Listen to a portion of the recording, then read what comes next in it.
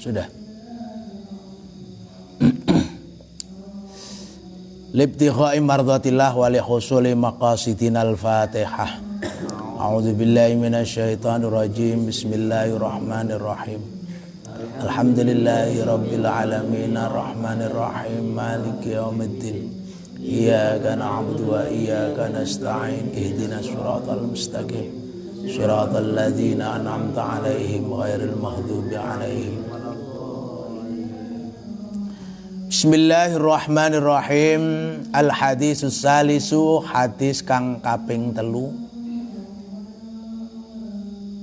Iku an Abi Abdurrahman Abdullah bin Umar bin Khattab radhiyallahu anhuma. Saking Abi Abdurrahman Abdullah bin Umar bin Khattab radhiyallahu anhuma qala dawuh sapa Abi Abdurrahman, sami'tu krungu sapa ingsun Rasulullah ing Gusti Rasul sallallahu alaihi wasallam yaqulu ngendika, sapa Kanjeng Nabi, bunia den bangun apa al islamu Islam ala khamsin ing atase 5 perkara. Siji syahadatu alla ilaha illallah, yaiku syahadat kesaksian ora ana pangeran kecuali Allah, wa anna Muhammadan lan sak temene Muhammad iku Rasulullah utusane Allah, wa iqamus sholati lan jumenengake salat, wa itauz zakati lan nekakne zakat, wa hajjul baiti lan haji ing Mekah, wa shaumu Ramadan lan puasa Ramadan. Hadis yang ketiga ini dari Abi Abdurrahman Abdullah bin Umar bin Khattab. Beliau mendengar Rasulullah sallallahu alaihi wasallam bersabda bahwa bunyal Islamu ala khamsin, Islam itu dibangun atas 5 perkara, yaitu syahadat yang pertama, disusul kemudian sholat, yang ketiga zakat, keempat adalah haji, dan kelima adalah puasa Ramadan. Pada hadis ini baginda Nabi Muhammad SAW mengumpamakan Islam itu sebagai sebuah bangunan. Ya, kita tahu kalau sebuah bangunan itu terdiri dari struktur paling bawah namanya fondasi. Sampai kemudian pekerjaan dinding itu yang kedua dengan pilar-pilar yang memperkokoh. Sampai kemudian kapnya. Dan tentu di situ untuk menambah keindahan bangunan biasanya diberi taman-taman yang indah. Lalu dikelilingi oleh pagar-pagar hingga tampak rumah itu megah dan mewah. Kira-kira begitu. Dan kekokohan bangunan itu salah satunya ditunjang oleh besi. Ya, besi. Kalau kalian lihat bangunan-bangunan yang tinggi, pencakar langit yang 100 lantai misalnya, itu tidak lepas, apalagi kalau sudah lantai 2, 3 itu dengan bahan-bahan besi. Dan besi ini mendapat tempat yang istimewa di dalam Al-Quran, yang kebetulan kode isotopnya itu sama dengan urutan surat besi, namanya surat Al-Hadid, yaitu ke-57. Fihi ba'sun syadid wa manafi'ul linnas. Al-Quran menegaskan di dalam besi itu ada kekuatan yang kokoh dan manfaat yang besar bagi manusia.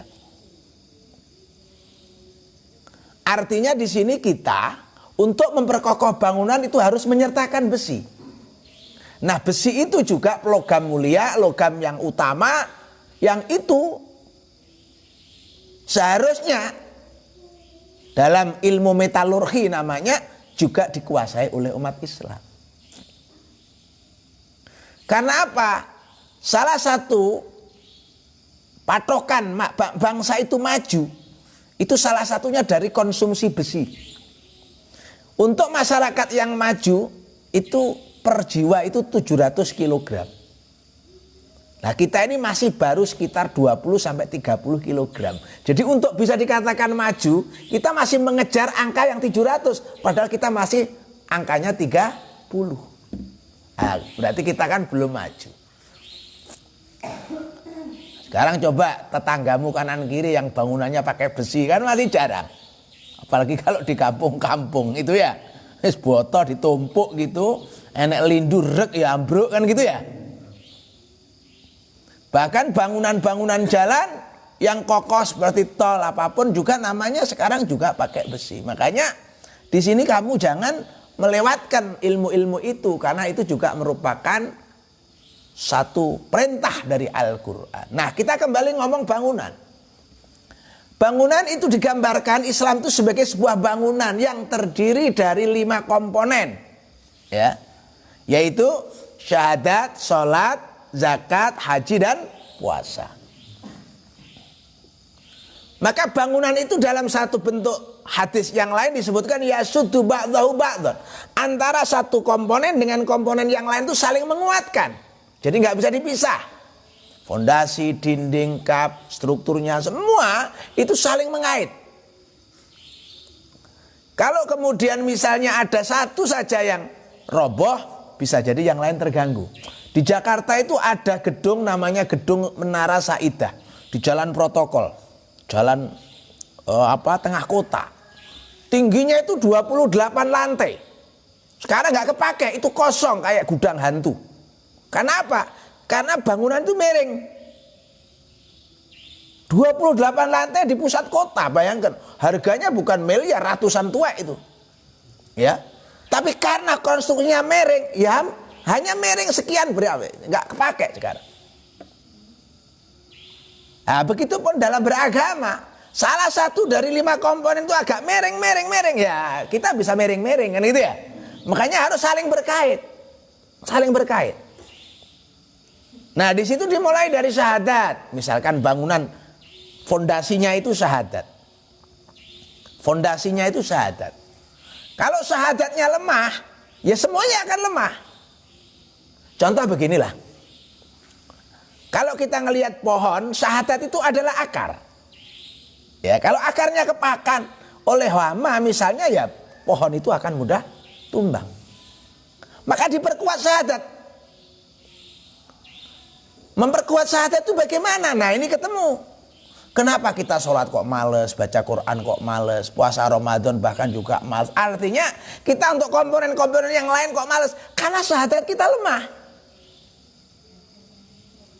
Lah untuk memperkuat syahadat itu bagaimana caranya? Nah sederhana sekali. Untuk memperkuat syahadat itu kita harus, nah ini, membiasakan seluruh komponen dalam tubuh kita, apa itu akwal lewat ucapan, atau itu juga ahwal lewat perbuatan, atau dibalin, atau itu lewat hati, itu fokus kepada penguatan zikrullah, ingat kepada Allah. Ini yang terpenting. Jadi ini kita biasakan. Nah, nanti akan kuat sendiri seperti begini. Kalau ada tanaman ditancepin ke tanah, maka dia akan lapuk kalau tidak dipupuk, tidak dirawat. Nah, sholat kita juga seperti tanaman itu. Ibadah-ibadah yang lain yang nampak di permukaan seperti batang pohon, itu ya seperti tanaman itu. Lapuk. Kalau apa? Kalau tidak diperkuat akarnya. Lah bagaimana memperkuat akar? Tentu dengan siraman-siraman air yang juga mengandung pemupukan yang kuat. Maka di situ diperlukan dalam syahadat itu untuk memperkuatnya adalah dengan ingat kepada Allah Subhanahu wa ta'ala. Ini cara memperkuat. Kalau saya sendiri yang kedua adalah Allah. Kalau saya berdua yang ketiga adalah Allah. Kalau saya berempat berarti yang kelima Allah. Di dalam segala kegiatan kita selalu menyertakan Allah di dalamnya. Itu untuk memperkuat syahadat. Coba, apa yang kita lakukan saat kita bersama orang lain? Pak gurunya mungkin, di masjid mungkin. Berbeda dengan kalau kita sendiri. Atau saat kita berkumpul dengan teman-teman yang lain. Saat kita bersama dengan guru-guru kita, apalagi dengan orang tua kita mungkin menjadi orang yang terbaik. Ketok alim ya, ketok khusyuk gitu ya, kira-kira begitu. Tapi begitu kita sendiri bisa menjadi liar. Kenapa? Karena kita tidak menyertakan Allah di dalamnya. Nah, tidak menyertakan Allah di dalamnya ini adalah bukti tanaman itu kurang pupuk.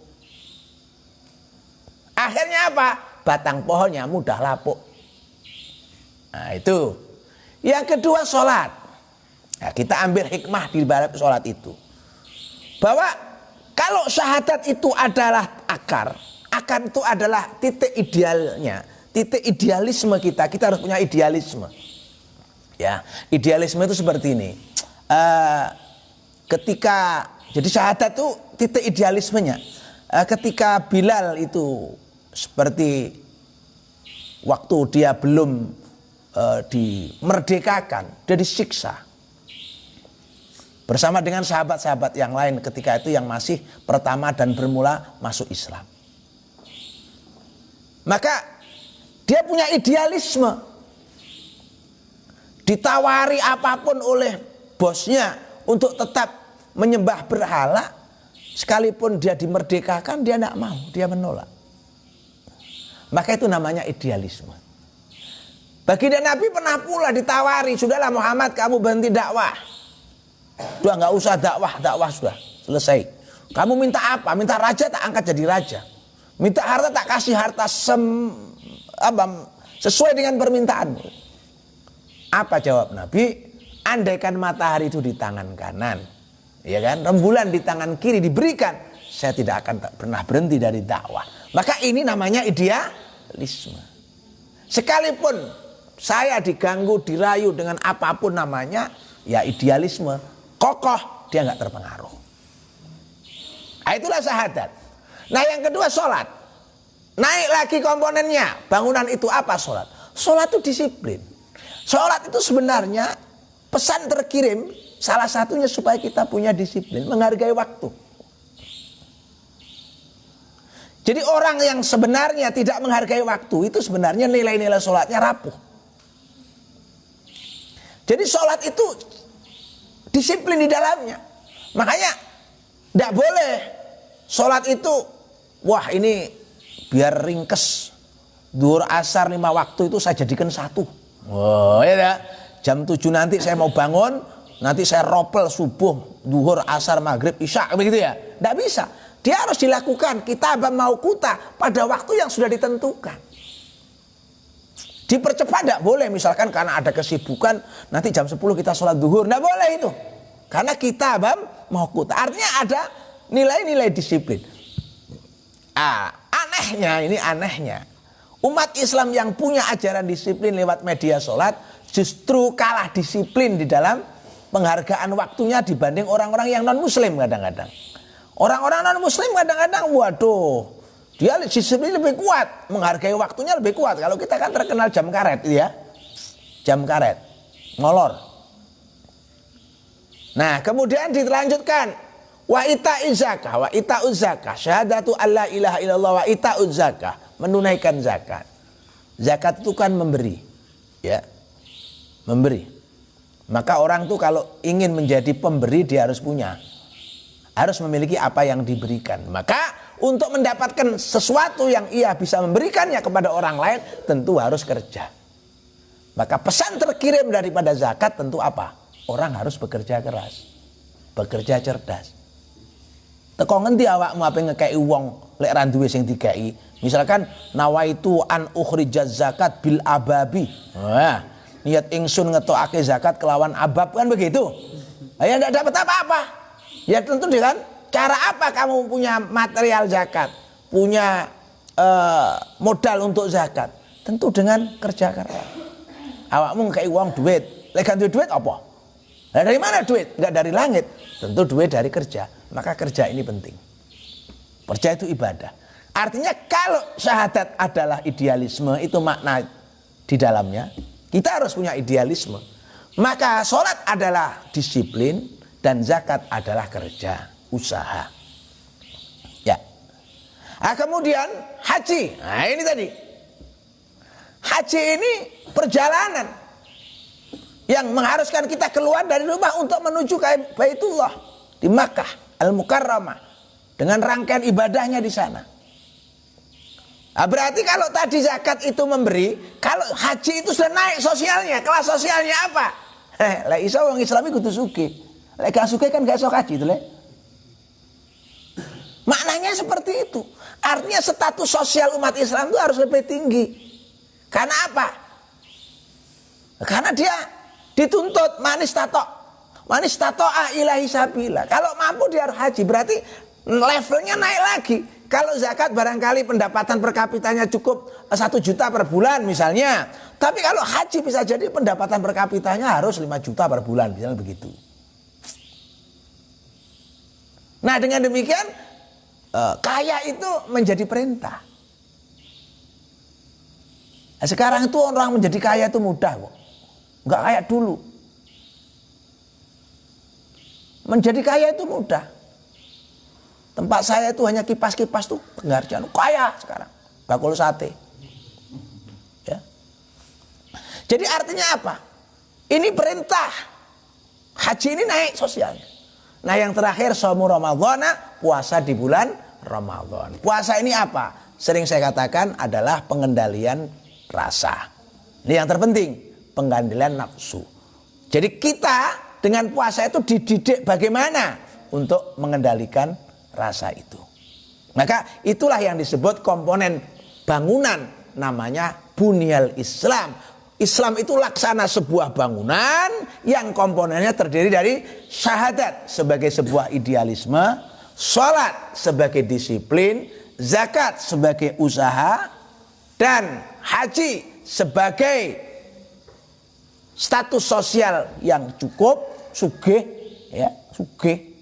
Nah, sugih ini termasuk syarat rukunnya itu ya. Kemudian yang kelima adalah puasa Ramadan. Al-hadisur rabi'. Al-hadisur rabi' utawi hadis kang kaping 4. Hadis kang kaping 4. Iku an Abdurrahman Abdillah bin Mas'ud radhiyallahu anhu qala, saking Ibnu Mas'ud ngendikan piyambake, hadasana maringi kabar, maringi cerita ing ingsun sapa Rasulullah dawuh maring ingsun sapa Rasulullah sallallahu alaihi wasallam, wa huwa lan utai Kanjeng Nabi iku as-shadiqu wong kang jujur, al-masduku kang kena den percaya. As-shadiq al-masduq, jujur lagi bisa dipercaya. Dawuh Kanjeng Nabi, inna ahadakum. Nah ini. Sak temene salah siji nira iku yujma'u den kumpulaken sop apa khalquhu kedadeane ahad. Inna ahadakum sak temene salah suwiji nira iku yujma'u den kumpulaken apa khalquhu kedadeane ahad. Fi batni ummihi ing dalem wetenge ibune ahad. Arba'ina yauman mongso 40 dina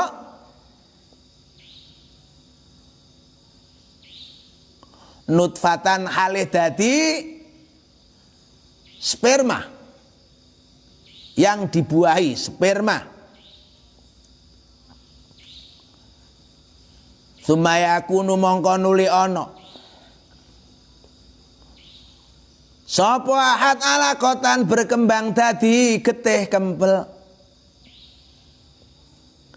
Mithla dzalika padha karo 40 dina awal. Dadi 40 dina pertama nutfah, 40 dina kedua alaqah, getih kempel.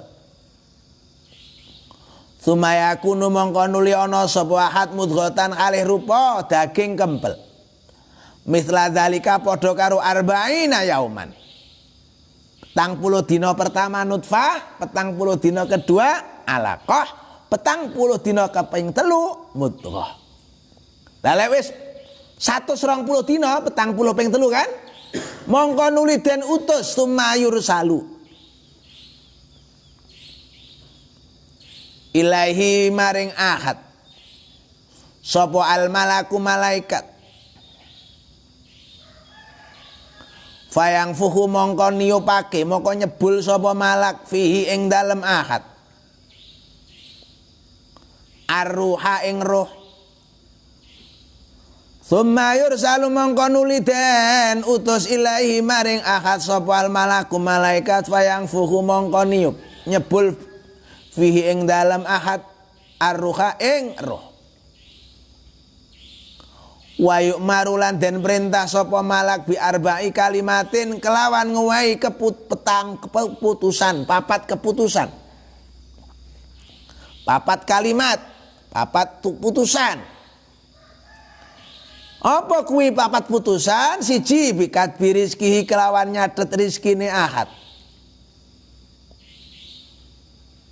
Wa ajalihi lan titi mongsone ahad, yakni jatuh tempo alias ajal. Masa berakhirnya kontrak hidup. Wa amalihi lan penggaweane ahad. Wa syakiyun lan nasib cilokone ahad. Au sa'idun utawa nasib bejone ahad. Wa yu'marulan den perintah sapa malak bi arba'i kalimatin kelawan nyatet petang kalimat kepatang keputusan, yaiku bikat birizkihi wa ajalihi wa amali wa syakiyun au sa'idun. Fa wallahi mongko demi Allah alladzi la ilaha kang ora ana pangeran ghairuhu sakliyane Allah. Inna hadakum sak temene salah suwijinira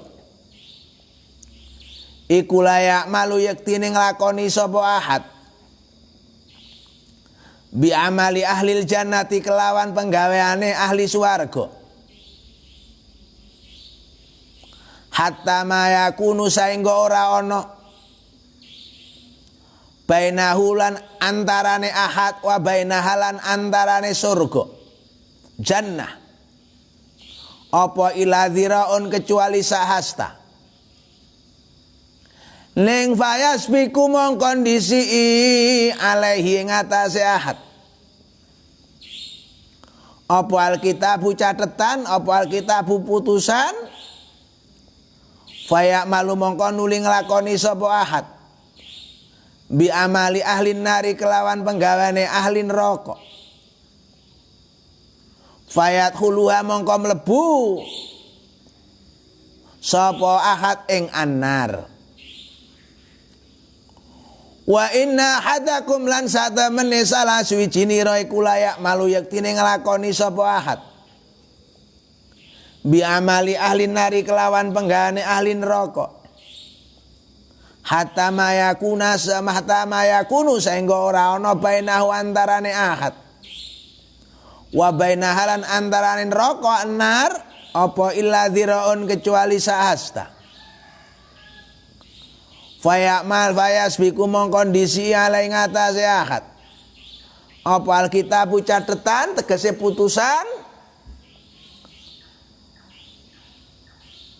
Fayak malu mongko nglakoni sapa ahad bi amali ahlil jannati kelawan penggaweane ahli swarga.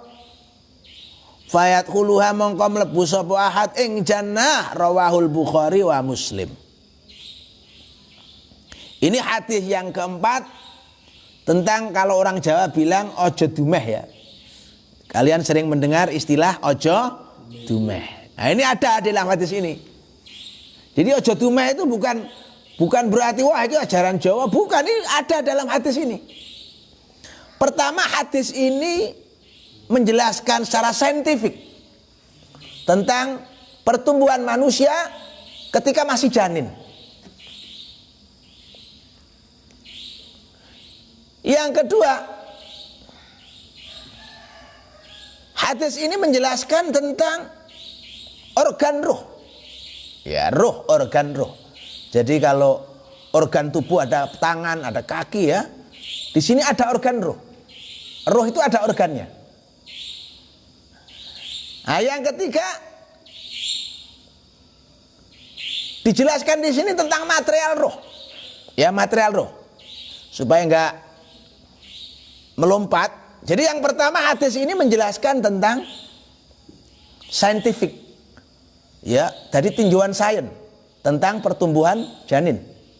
Yang kedua tentang material roh. Ya, material roh. Roh ini materinya apa? Nah, kemudian yang ketiga tentang organ roh. Nah, organ roh. Kamu kalau ingin mendalami tentang ilmu ini, saya lagi nulis memang tulisan di Facebook itu sudah 4 bulan tiap pagi, berarti sudah berapa ratus halaman itu. Nah, kamu bisa screen itu, di print out. Nah, kemudian yang keempat, yang keempat tentang takdir. Nah, kita mulai dari yang pertama. Jadi seperti ilmuwan Prancis yang beliau itu mencari data dari kitab suci yang bisa menjelaskan tentang pertumbuhan janin di dalam kandungan. Dari banyak kitab-kitab suci di agama lain tidak ditemukan. Baru kemudian ketika beliau membuka Al-Quran, bahkan kemudian juga mendalami hadis ini, beliau plong, oh kalau begitu Islam lengkap. Ya, lengkap. Seperti di dalam surat Al-Mu'minun. Ya, ada di situ. Lengkap sekali. Maka dari situlah kemudian beliau tidak puas hanya dengan membaca terjemahan. Ya, tidak puas hanya membaca terjemahan. Beliau waktu itu sudah dokter ahli embriologi, ahli kandungan. Berangkat ke Mesir untuk apa? Khusus memperdalam bahasa Arab selama 6 bulan. Bayangkan, sudah dokter, spesialis, tapi karena kepingin dia itu mengetahui dari sumber aslinya, gelem belajar bahasa Arab. Ini kan semangatnya luar biasa. Ya, semangatnya luar biasa. Jangan seperti kalian, alah, sudah sok pinter kadang-kadang itu ya enggak mau belajar lagi. Ini belajar bahasa Arab, langsung terbang dari Prancis menuju ke Mesir. Setelah dia pandai berbahasa Arab, dia pelajari Al-Quran langsung dari bahasa aslinya. Ya, langsung dari bahasa aslinya. Sampai kemudian dia mengeluarkan buku yang sangat terkenal, Bible, Quran, dan Sains. Nah, siapa kira-kira tokoh itu? Nanti diklik. Nah, dia merasa puas karena di dalam Al-Quran dan As-Sunnah memang ditemukan gamblang. Nah, di sini disebutkan bahwa ada proses pertumbuhan janin itu melalui 40 hari. 3 kali 40 hari untuk kemudian mendapatkan roh. Artinya di situ ada nutfah, alaqah, mudghah. Itu kalau bahasa-bahasa kedokterannya tentu akan lebih jelas. Nutfah itu adalah sperma yang dibuahi. Kamu tahu sperma itu sekali lepas itu ribuan. Kemudian mereka bertarung untuk memperebutkan kehidupan, hanya tinggal kamu ini. Jadi kamu ini sebenarnya pemenang. Kamu bisa duduk ini, ya, yang di rumah bisa ngeliatin HP-nya masing-masing. Itu adalah semua para pemenang-pemenang yang melawan dari kompetitor ribuan jumlahnya. Coba. Makanya kalau kemudian kita lahir procot, hidup di dunia menjadi pecundang, gampang kalah. Itu bisa jadi kita, waduh, wong kita ini sudah dididik menjadi pemenang, kan begitu. Masa kita kalah? Ya. Masa kita kalah, kan begitu. Karena kita sudah dididik menjadi pemenang. Maka nutfah yang dibuah ini mengendap selama 40 hari, kemudian menjadi sistem darah. Alaqah. Sistem peredaran darahnya dibuat. Maka di usia itu yang bisa bekerja itu adalah seluruh komponen-komponen yang berkait dengan bagaimana sistem sirkulasi darah itu dibuat. Termasuk di situ ada jantung. Nah, pada 40 hari yang ketiga, struktur tubuh dari mulai kepala sampai kaki, maka disebut mudghah. Struktur tubuhnya. Jadi umpama kendaraan itu dikasih bodi. Ada bannya, kaki-kaki, kemudian ada bodinya dan seterusnya. Baru dikasih mesinnya, nyawanya itu di usia 120 hari. Nah, tentu kamu nggak ingat ya? Nggak ingat, ya. Artinya di sini luar biasa, kita pernah mengalami kehidupan yang luar biasa di dalam satu ruangan yang namanya rahim. Rahim itu dilindungi oleh 3 lapis, fi dzulumatin salas, 3 lapis. Jadi di sini jelas secara saintifik Kanjeng Nabi itu nggak pernah kuliah kedokteran. Di mana beliau kuliahnya? Pernah mendengar Nabi kuliah kedokteran? Tidak pernah. Tapi Nabi bisa menjelaskan tentang pertumbuhan ini luar biasa. Nabi nggak pernah pergi ke Eropa untuk kuliah di Prancis atau Inggris, mungkin begitu ya kalau sekarang. Tapi bisa menjelaskan tentang pertumbuhan janin seperti itu. Ini kalau bukan dari wahyu, kalau kemudian bukan dari burhan, bukan dari langsung panduan dari Allah Subhanahu wa taala, tidak mungkin. Jadi di sini jelas bagaimana mungkin orang yang tidak pernah belajar ilmu kedokteran seperti itu bisa menjelaskan secara rinci. Di mana di sini disebutkan yujma'u halquhu, seseorang itu dalam kandungan ibu ada pertumbuhan 40 hari pertama, kedua, ketiga, nutfah, alaqah, mudghah. Coba. Dan ini diuji oleh siapapun. Memang benar adanya. Nabi tidak pernah pakai USG, ya, pakai ultrasonografi gitu ya. Kayak apa toh pertumbuhan janin? Kok bisa menyampaikan ini?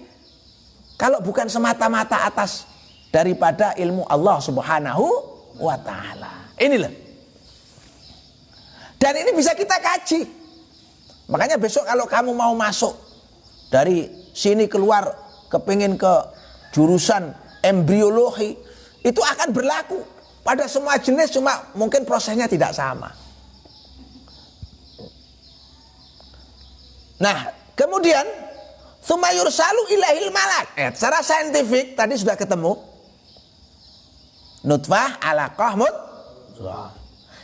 Berikutnya setelah 120 hari itu ada malaikat yang diutus oleh Allah. Tsumma yursalu ilahil malak. Untuk apa?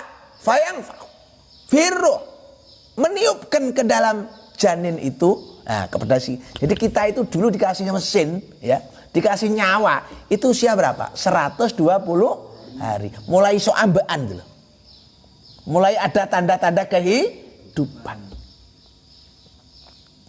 Nah, di situ ketemu apa material roh. Jadi seringkali kita ini bertanya-tanya, roh ya apa toh? Maka sering saya sampaikan, kemarin juga ada di YouTube ya sudah, tentang roh itu ya. Material roh itu adalah udara. Ya, apa? Udara.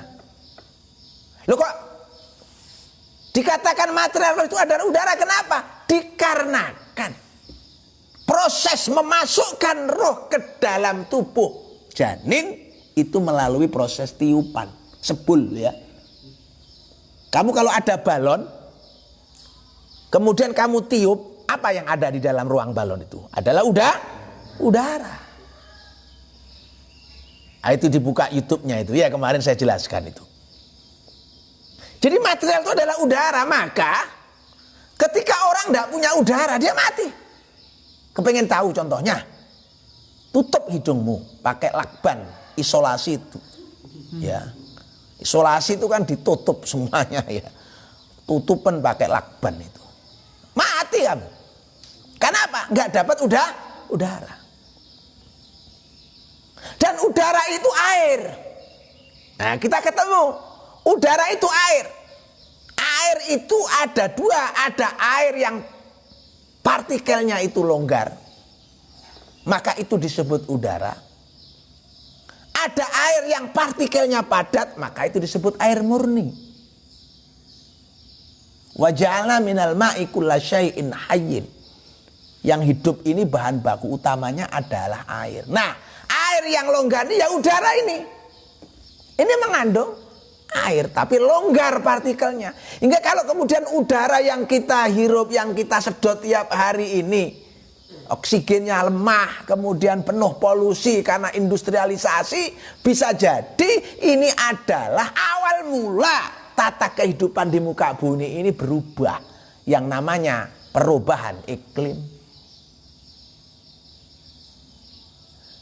Nah, corona ini, nah kalau kita ngomong corona, salah satu faktornya kenapa begitu cepat? Karena udara ini sudah tidak ramah. Karena penuh dengan polusi. Lah kenapa ada polusi? Karena ada syahwat industrialisasi. Syahwat industrialisasi itu menghasilkan polusi udara yang tinggi. Maka negara-negara maju, negara-negara industri, Amerika, Jepang, China, itu kalau diajak konferensi sidang tentang penurunan gas emisi, mereka menolak. Misalkan gas emisi itu yang normal adalah 25. Padahal mereka sudah di atas 30. Disuruh nurunkan ke 28 saja, mereka nolak. Kenapa? Karena menurunkan gas emisi itu sama dengan menghentikan industri. Menghentikan industri itu sama dengan PHK. PHK sama dengan gejolak politik. Nah, ini persoalannya. Polusi ini kan diakibatkan salah satunya oleh cerobong pabrik, menggunakan eksploitasi alam. Zat-zat kimia sebelumnya kita tidak pernah lihat. Nah, inilah kemudian pilihan-pilihan yang semakin cerdas. Bagaimana industri yang lepas polusi, yang kecil atau rendah polusinya. Maka sekarang kalau dulu bahan bakar fosil, sekarang non fosil yang terbarukan, termasuk sawit. Sawit itu bisa untuk minyak.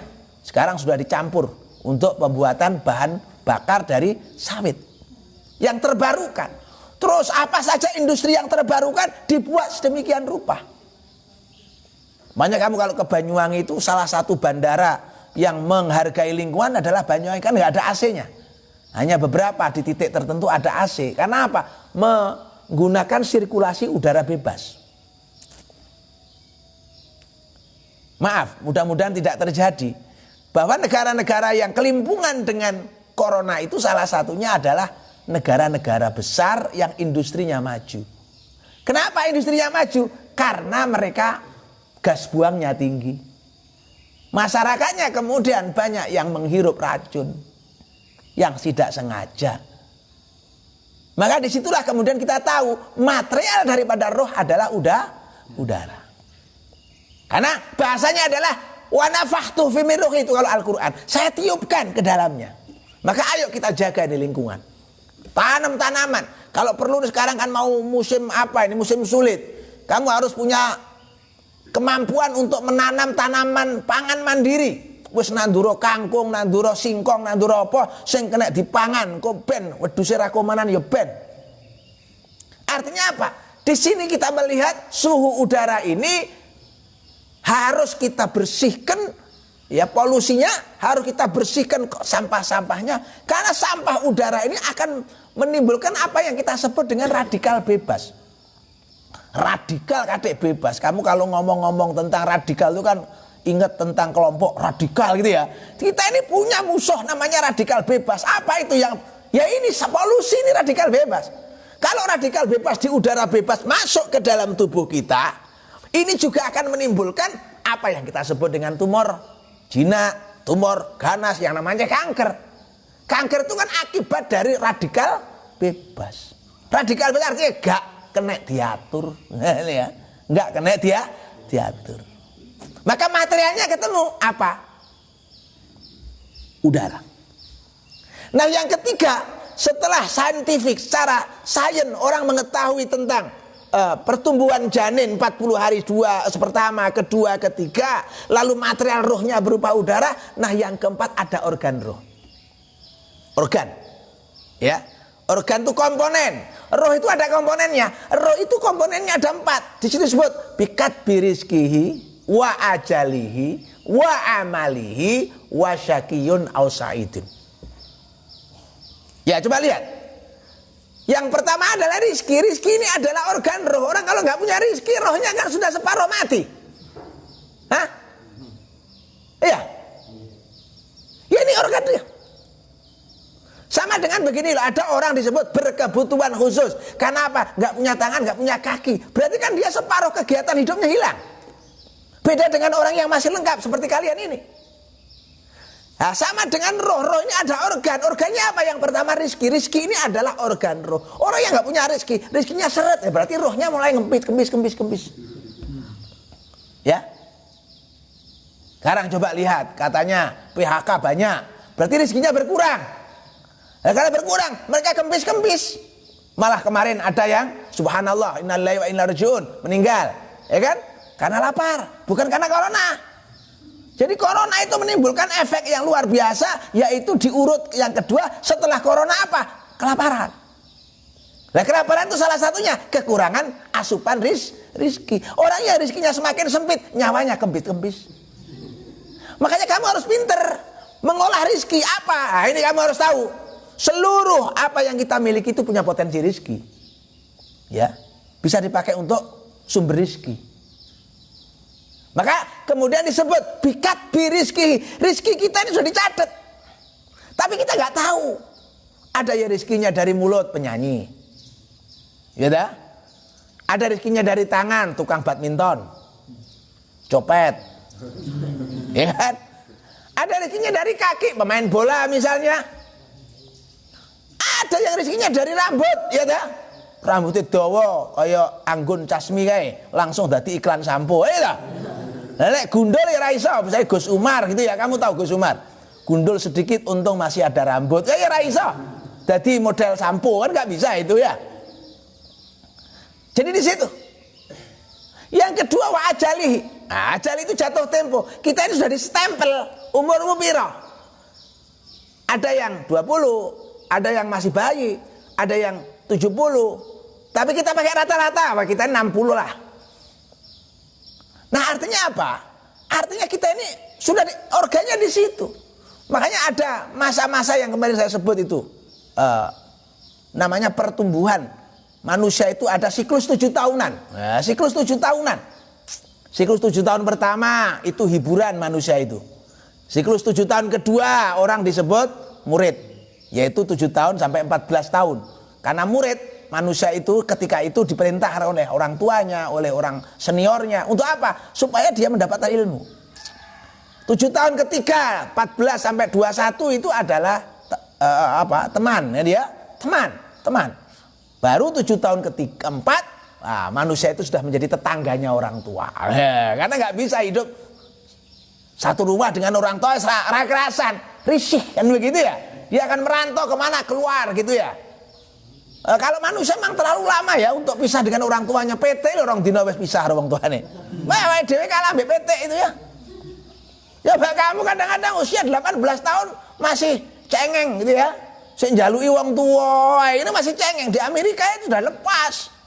Masa ala mbek PT, sampai PT sampean delok. Begitu angkrem, netes, paling diluk dijarne, wis kon golek nutul-nutul dhewe kan ya. Pitik yang cerdas itu kalau ada pari ya, padi itu dijemur, dia paling nutul saja untuk warak mulai deh. Nah, sing gak cerdas nggawa rinjing. Sing gak cerdas nggawa rinjing. Jadi di sini persoalannya ajal itu kontrak. Terus yang ketiga wa amali, pekerjaan. Nah, pekerjaan ya, kamu tahu pekerjaan. Pekerjaan sudah ada, ini organ roh. Orang di PHK misalkan sekarang banyak orang di PHK tuh. Ya, industri pesawat terbang sekarang bandaranya tutup. Ini pirai sing kena PHK, mulai pelaku pesawatnya, mulai dari pilotnya, kru pesawat itu, kemudian operator lapangan, kemudian warung-warung, ya, wes kabeh tutup PHK. Berarti kan separuh nyawanya sudah mulai kembit-kembit. Lawang di PHK. Nah, yang terakhir nasib Syakiyun au Saidun. Dicatat orang itu, nasibnya baik tidak baik itu ada. Contoh nasib baik itu begini loh. Ini contoh nasib baik. Contoh nasib baik itu begini. Kamu itu tiba-tiba gini. Saya ini punya ponaan. Dia tiba-tiba saya suruh ke sini itu berangkat. Nggak tanya, nggak apa, pokoknya kamu ke sini. Begitu saya ajak ke sana Belitang sana. Di Belitang sana itu nggak tahu. Dia maksudnya apa? Sampai di sana terus, Mbah Yai, ini calon mantunya jenengan pun cocok. Oh cocok. Ini laki perempuannya enggak tahu mau diapakan, enggak ngerti. Terus tanya sama saya, loh man saya disuruh apa? Disuruh kawin kamu. Loh, jadi dari Banyuwangi datang ke sini tuh enggak ngerti mau suruh apa. Suruh kawin. Loh kalian sinten? Ya wis menengoahin kok enak. Loh perempuannya juga enggak tahu gitu ya. Ada ini. Enggak tahu. Waktu itu purwonya masih mondok di Kediri. Begitu selesai acara basa-basi, ramah tamah dan seterusnya, diijabi. Jadi diijabi itu perempuannya yang nggak ngerti, kalau diijabi lakinya juga ngerti mana calonnya itu lah. Itu namanya nasib baik toh ya. Ora bayang nih rabi-rabi marah-marah itu ya. Gek bojone ya wong ayu, gek wong sugih, mana kiai coba itu loh. Kan ya enak tuh itu namanya nasib baik. Nasib baik. Lah kamu cari jodoh muter-muter bayang nih untuk are wong sugih bae bangkrut. Lah dan akhirnya malah ya itulah jenenge nasibnya kurang baik itu ya, kurang baik. Makanya kamu kalau ndonga salah satunya satu yang kamu jangan hilang, jangan lupa ya Allah Gusti kula njaluk nasib ingkang sae ngono lho. Walaupun kamu mungkin naik turun gitu ya, gelombangnya naik turun pasang surut, yang penting kula entuk jodoh utawa entuk nasib ingkang sae. Nasib ingkang sae. Nasib ingkang sae. Pak Jokowi ini kan orang yang nasibnya baik. Tukang kayu sudah jadi presiden kan gitu ya. Banyak yang belajar ilmu politik di perguruan tingginya jurusan Sospol gitu ya. Sospol itu kan sosial politik gitu. Orang jadi presiden. Pak Jokowi orang tahu belajar sosial politik. Moro-moro jadi presiden gitu. Tukang kayu, sarjana kehutanan lagi kan gitu ya. Ini kan namanya nasib baik toh. Nasib baik. Makanya kamu minta nasib baik. Gitu loh, nasib baik itu. Nah inilah yang kita sebut dengan organ rus. Nah yang kelima, hadis ini menerangkan tentang fasal ojo dumeh. Ya, ada orang digambarkan 80% hidupnya itu pekerjaan surgawi, tapi 20% tinggal arepe mate loh, moro-moro dadi ahli neraka. Kenapa? Sudah dicatat dia itu sebagai orang yang ahli neraka. Su'ul khotimah, na'udzubillah tsumma na'udzubillah. Sebaliknya ada orang 80% hidupnya itu pekerjaan neraka, tapi 20% tinggal arepe mati lah kok tobat. Dadine husnul khotimah. Makanya enggak boleh kita itu sombong. Wah, aku serbanan, aku puluhan kaji, aku ngibadah, iki jelas ahli swarga. Belum tentu. Kamu tahu siapa itu Samiri, ya? Samiri itu pengikutnya Nabi Musa yang paling setia ketika itu. Sampai-sampai beliau mempercayakan ketika akan sowan kepada Gusti Allah di Gunung Tursina, yang diberi amanah untuk megang umat, untuk ngimami, untuk jadi pemimpin, itu Samiri.